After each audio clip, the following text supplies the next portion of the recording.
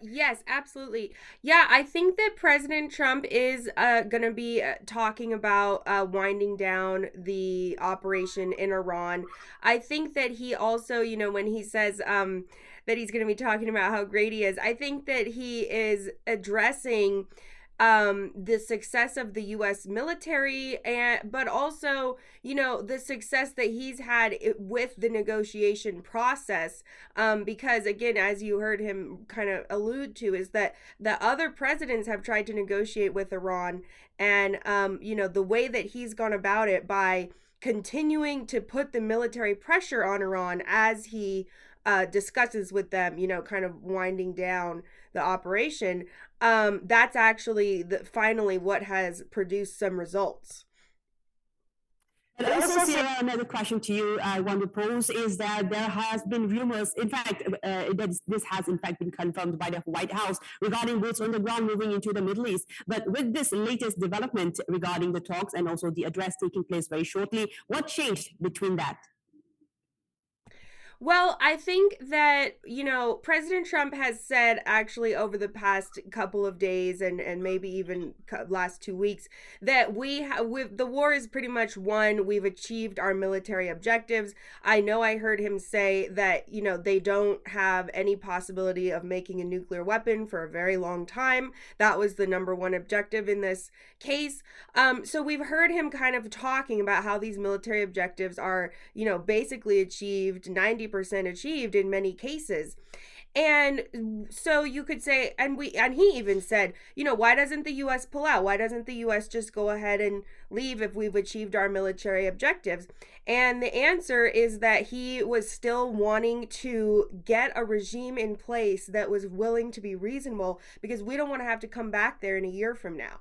And so I think what changed is that if he is having successful talks with the what he's called the new regime, that he's found somebody who's willing to, who he believes is reasonable, who's willing to make agreements to the point that we feel we're not going to have to come back there in a year from now and do this all over again.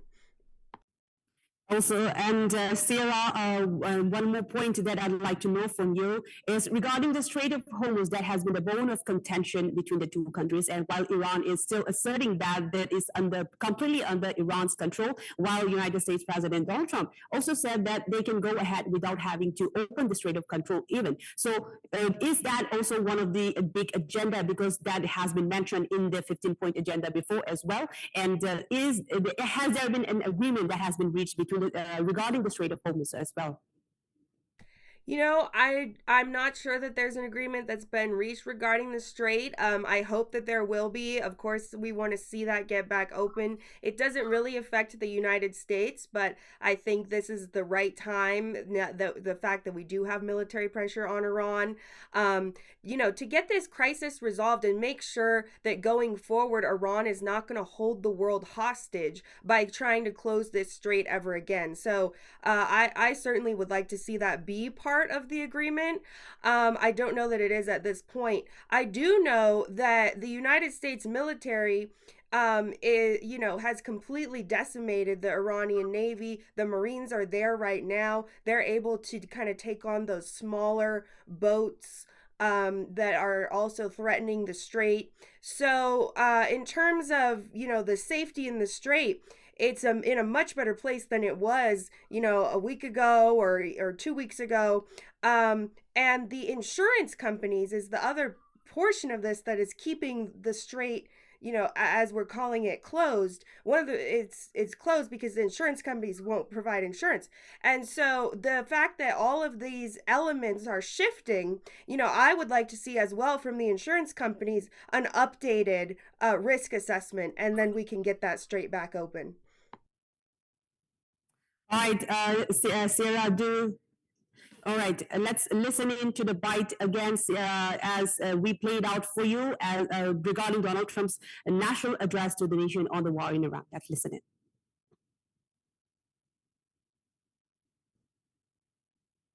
Kind of making a little speech at 9 o'clock, and basically I'm going to tell everybody how great I am, what a great job I've done. What a phenomenal job. What a phenomenal job I've done. But seriously, if you didn't have me, if you had some different type of a president, you wouldn't have Israel. I know you're big Israel fans. Speech at 9 o'clock, and basically I'm gonna tell everybody how great I am. What a great job I've done. What a phenomenal job. What a phenomenal job I've done. But seriously, if you didn't have me, if you had some different type of a president, you wouldn't have Israel. I know you're big Israel fans. All right, so now we are joined by David Gay Johnston, American journalist. David, my question to you, first of all, is we have heard from Sierra also regarding the address that will be taking place shortly. But first, I'd like to go across to you regarding the statement that he made a day earlier regarding exiting from the NATO alliance. How did that take place? And we know that from the past month that the U.S. president was disappointed with the NATO regarding a few key issues. So this statement, can we have a confirmation on that in this address? Well, Donald, it's very important to keep in mind, thinks he is the world's dictator. He himself has said this. This is a treaty. NATO is a treaty. The president has no right to vitiate that treaty. Furthermore, Congress passed a law a few years ago specifying that a president can't even denigrate NATO. So what Trump is doing here is everything else that he does. It's illegal. It's unconstitutional. It's all about his ego, about how great I am. And he's not going to be able to remove the U.S. from NATO. On the other hand, well, NATO came to our aid in 2001, invoking Article 5, an attack on one is an attack on all. None of the NATO countries want anything to do with this incredibly stupid war that we are into. The Strait of Hormuz was open until Donald Trump and Benjamin Netanyahu started this unconstitutional, illegal war. And I would expect all Republicans, including your guest, to defend the Constitution, which says only Congress can declare war, not presidents. And also, David, there have been a lot of domestic pressure regarding the war that has been waging against Iran. Could that also be one of the reasons regarding the talks being initiated and also some agreements having been reached? Could the domestic pressure between in the Congress be one of the reasons? Well, all of the polls in the U.S. are showing rapidly declining support for Trump. He's down to about 1/3 support, and the number of Republicans supporting this is also falling very quickly. Now, when you say talks, Trump insists that there are talks going on through the Pakistanis. The Iranians say there are no talks taking place. That essentially this is another Trump lie. And of course, having known Donald and spent hundreds of hours with him, Donald lies all the time. He just makes stuff up. He's done it his entire life. There is no indication of any direct talks. There are always back channel talks going on between countries, but those would be of no significance. And the Iranians at this point have no reason to back down. They are actually in the driver's seat because of the utter incompetence of both Donald Trump and his self-styled Secretary of War, Pete Hegseth, a man utterly unqualified to lead the Pentagon. All right, David, do stay with us because we have another bite incoming from Donald Trump on his regarding the address as well. Let's listen in, and I'll get back to you again.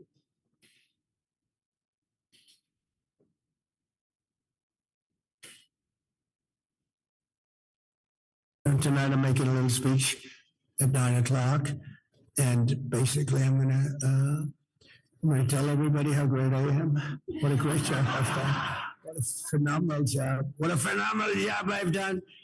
But seriously, if you didn't have me, if you had some different type of a president, you wouldn't have Israel. I know you're big Israel fans. Over in Iran, we're sort of pretty much winding that up. Have to take a few more hits. We want to make sure we don't ever have them allow them to have a nuclear weapon because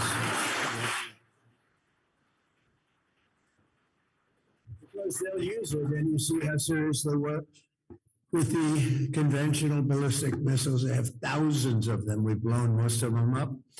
You notice every week it gets a little less at us and at our allies. We've had some very good allies over there. We've had some very bad allies in NATO.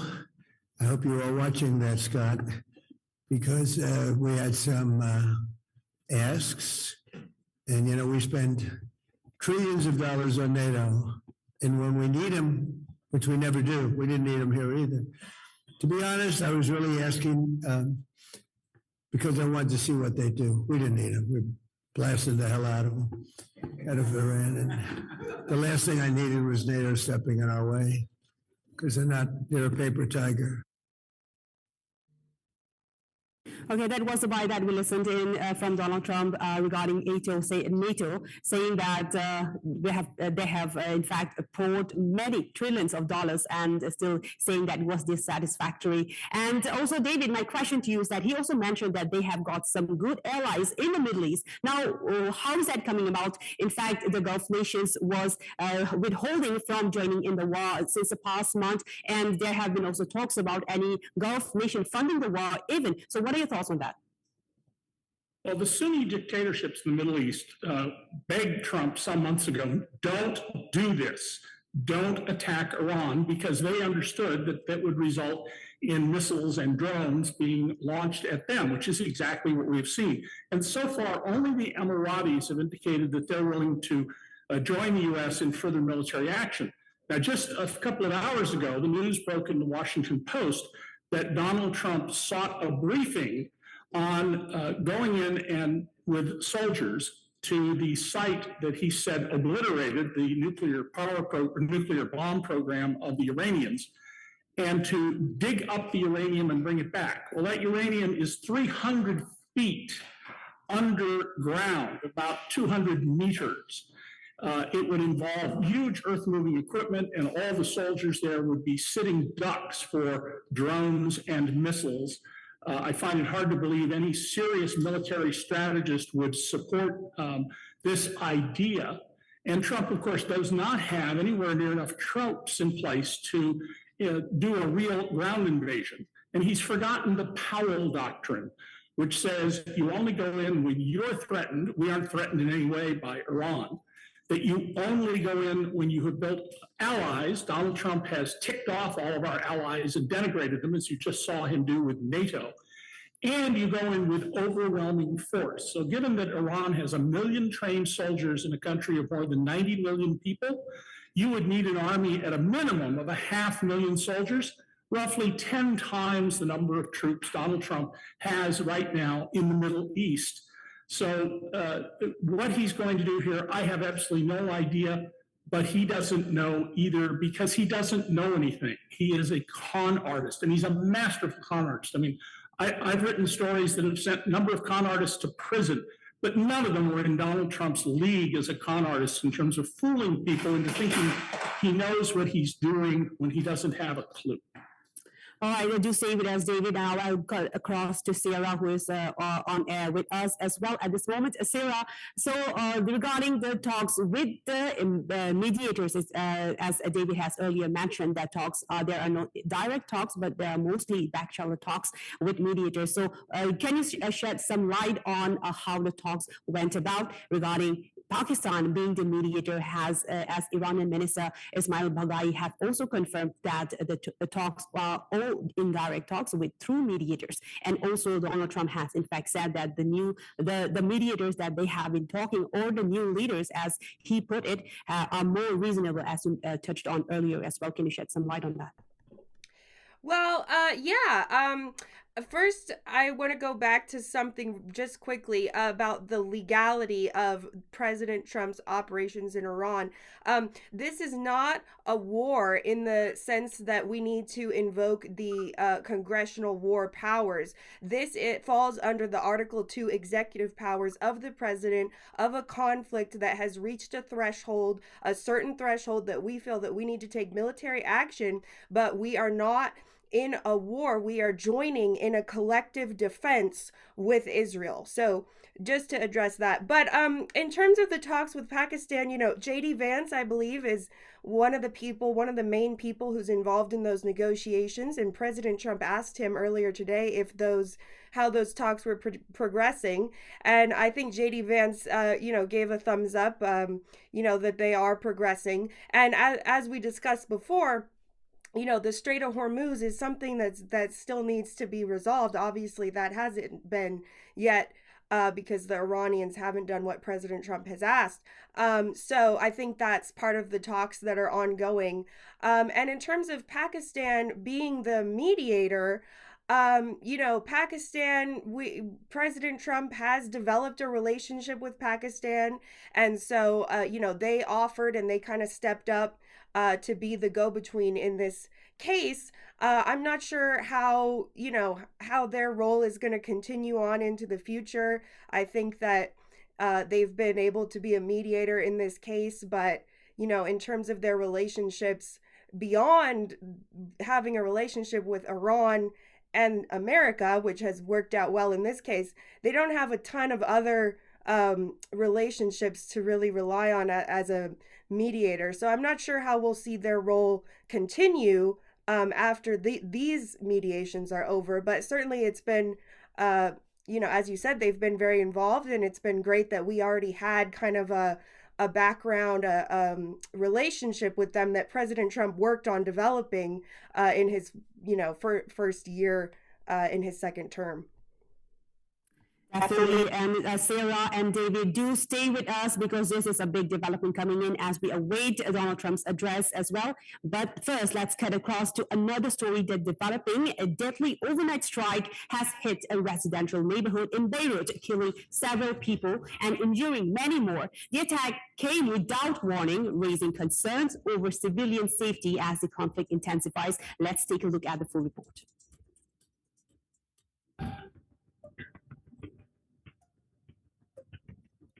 Israel conducted airstrikes at Lebanon's capital, Beirut. Missile remnants lie scattered across the site as buildings and vehicles show extensive damage. Windows were blown out and debris spread across what residents describe as a densely populated civilian area. عدوان غادر ما حدا يعني شو اللي صار ما في شهداء 5 شهداء في حريق يعني مثل ما انا شايف منطقه مدنيه شوفوا الشظايا انت هذه المدشونه بين السنتي والسنتي ما في يعني اسمعنا احنا 4 صواريخ مبين هون في 3. Lebanon's health ministry says at least 5 people were killed and 21 others wounded in the strike. The attack came without warning and Israel has not yet officially declared the intended target. In previous strikes, Israel has said it targets operatives linked to Hezbollah. نايمين ما حدا يدرينا الا الضربات جت علينا 3 ضربات ورا بعض. عرفت كيف؟ فعلا صرنا نشوف العالم. Emergency crews rushed to the scene, searching through rubble for victims and survivors. Damaged buildings and destroyed vehicles highlight the scale of the impact. Residents say the strike has left the neighborhood shaken, with fears growing over continued attacks. As tensions escalate across the region, concerns are mounting over the rising civilian toll. The situation remains tense, with fears of further escalation in the days ahead. All right, viewers, the development is still ongoing. U.S. President Donald Trump is set to address the nation very shortly regarding the ongoing West Asia war with Iran. He is expected to provide an update on the conflict, which has been escalating since February 28, with the U.S. and Israel launching strikes against Iran. Donald Trump has earlier hinted that the war might end very soon, possibly within 2 to 3 weeks, claiming that Iran's military capabilities have been significantly weakened.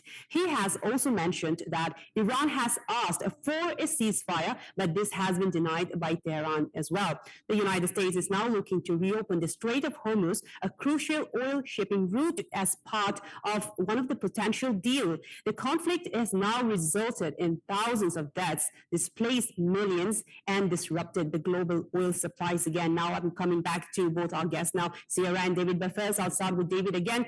David, regarding the talk, the address that the president is going to make, and earlier putting in one key note that has been made from Israel, and this is regarding the boots on the ground issue that even if the United States does put boots on the ground, Israel has stayed away from that. So where does Israel fall into? If the talks is happening between Iran and US, where does Israel come in the picture in this particular talk?